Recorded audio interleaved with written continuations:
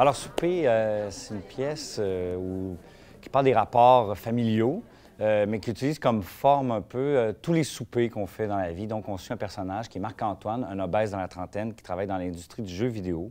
Et on le suit dans différents soupers, soit avec sa mère pour son anniversaire, avec sa sœur, également pour son anniversaire, mais en avance, et aussi avec une collègue de travail qu'on suit dans différents soupers ou avec son chat quand il est tout seul à la maison. Et on découvre un peu le mal-être de ce personnage-là. Des fois, on n'a juste pas le goût de tout te dire. Comment ça? Mais parce que... Parce que quoi? Parce qu'on sait ce que tu vas nous répondre si je te dis que je... Que quoi? Que je me trouve vieux, puis je suis tanné d'être seul, puis je suis gros, puis... Mademoiselle, pourriez-vous nous apporter de l'eau? Pardon? Un verre d'eau. Oui. Merci. Bien, le point de départ de la pièce, en fait, c'était une réflexion sur l'Amérique du Nord. Donc, c'est-à-dire, et je trouvais ça intéressant, le rapport au corps, puis le rapport aussi à nos relations, en fait.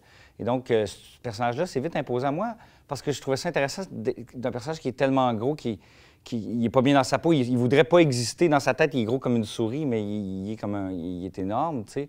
Et donc, j'aimais ce contraste-là. Hey, ça va? Mouah, ça va bien. Hey!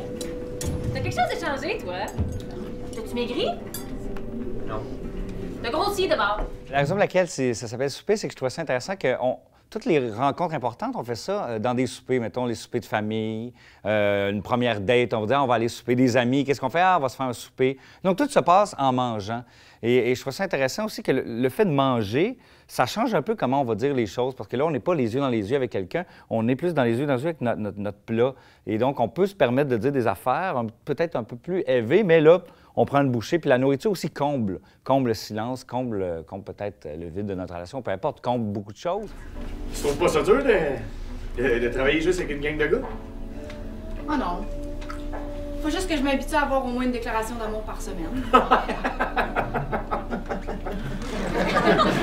Pour l'écriture de souper, en m'inspirant des jeux vidéo, parce que les jeux vidéo sont présents, mais vraiment en toile de fond. Tu sais, je ne sais pas une pièce sur les jeux vidéo, c'est en plus sur les relations.